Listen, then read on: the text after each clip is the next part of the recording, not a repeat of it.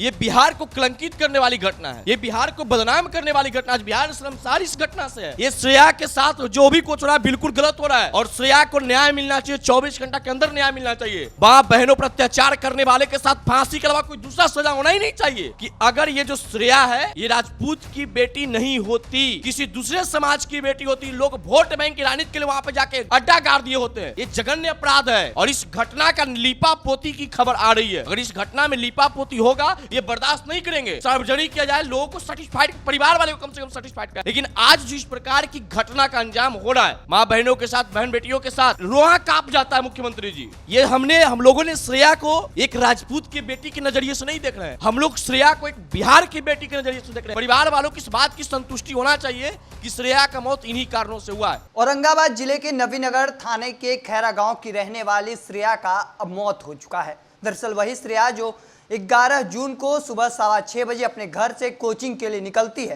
पर वापस अपने घर नहीं पहुंचती है। बाद में उसका खबर घर पर पहुंचता है कि उसकी मौत हो चुकी है। हालांकि पुलिस लगातार तफ्तीश में जुटी हुई है और 3 नामजद अभियुक्तों को अब तक गिरफ्तार कर लिया गया है। हमारे साथ स्वर्ण नेता पुरुषोत्तम राज है।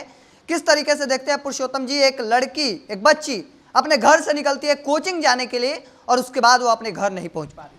देखिए, सबसे पहली बात है कि श्रेया के साथ जो भी कुछ हुआ वो बिल्कुल गलत हुआ है। निशब्द में, इस शब्द में, इसमें मेरे लिए शब्द ही नहीं बचा कि इसके लिए क्या मैं बोलूं।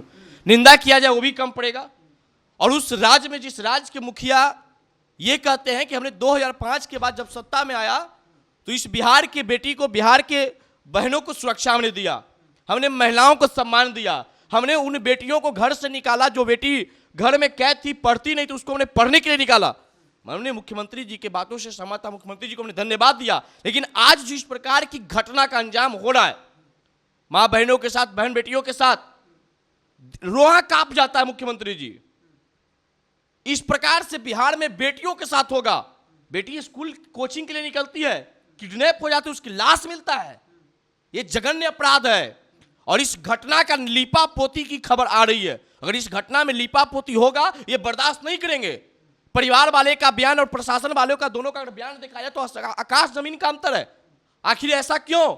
हर एक बड़ी मामला में प्रेम प्रसंग देकर के मामला को दबाया जाता है। हम चाहते हैं कि इस मामला का एक कोई बड़ी जांच कमेटी गठित हो, जांच हो, पूरे मामला का जांच हो, हर पहलू का जांच हो। आखिर किस कारण से इस प्रकार की घटना घटित हुआ है, सारा रिपोर्ट सार्वजनिक किया जाए, लोगों को सेटिस्फाइड, परिवार वाले को कम से कम सेटिस्फाइड किया जाए। परिवार वालों की इस बात की संतुष्टि होना चाहिए कि श्रेया का मौत इन्हीं कारणों से हुआ है। लेकिन अगर ऐसा नहीं है तो समझिए कि हम लोग आंदोलन के बाद होंगे। लेकिन कई बड़े नेता, चाहे वो आनंद मोहन हो, चेतनानंद, लवली आनंद, उपेंद्र कुशवाहा, राजा राम सिंह, कई बड़े नेता लगातार ट्वीट पोस्ट कर रहे हैं। साथ ही आनंद मोहन तो वहां पर गए भी थे, नीरज कुमार बबलू वहां पर गए, कई बड़े नेता लगातार वहां पहुंच रहे हैं। देखिए, पहुंचना चाहिए। ये बिहार को कलंकित करने वाली घटना है, ये बिहार को बदनाम करने वाली घटना। आज बिहार शर्मसार इस घटना से है। पूरे बिहार की लाखों मां इस घटना के बाद अपने बेटी को घर से एक कदम निकालने पे भी डरेगी। आप जिस बिहार को आप बनाना चाह रहे थे, जिस बिहार में आप बिहार को बढ़ता बिहार बनाना चाह रहे थे, उस बिहार में अगर इस प्रकार की घटना होगा मुख्यमंत्री जी, तो हर मां अपने बेटी को घर से बाहर निकालने से पहले 100 बार सोचेगी। फिर तो वही राज कायम हो गया ना। और इस राज्य में जहां की मुखिया खुद कहते हैं कि हमने सुशासन व्यवस्था कायम किया है, उस राज्य में जहां 112 नंबर की गाड़ियां बांटा गया है, हर घटना पे, हर पहलू पे जांच होता है। लेकिन आज दुखद ये घटना का मैं जितना भी निंदा करूं बिल्कुल कम होगा। आज लेकिन बहुत सारे लोग, बहुत सारे विपक्ष के नेता, पक्ष के नेता आज उस घटना पे नहीं जा रहे हैं आंसू बहाने।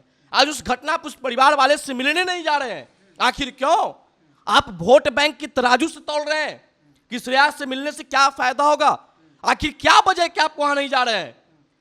इस बात को नकारा नहीं जा सकता खंड भाई कि अगर ये जो श्रेया है ये राजपूत की बेटी नहीं होती, किसी दूसरे समाज की बेटी होती, लोग वोट बैंक की राजनीति के लिए वहां पे जाके अड्डा गाड़ दिए होते हैं, वहां पे जाकर के बैठ जाते, कैंप करते, रोना पीटना शुरू करते। एक गलती है श्रेया का कि वो राजपूत जाति की बेटी। ये गलती नहीं है। ये लोग अपने गलत चश्मे से देख रहे हैं। इनकी राजनीति गलत है, इनकी सोच गलत है।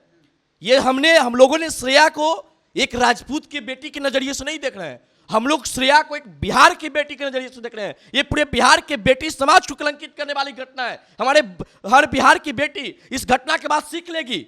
ये हम बिहार की बेटी के रूप में देख रहे हैं। लोग इसको राजपूत की बेटी में जो देख रहे हैं वो गलत चश्मे से देख रहे हैं। वो गंदे राजनीति के शिकार हो चुके हैं।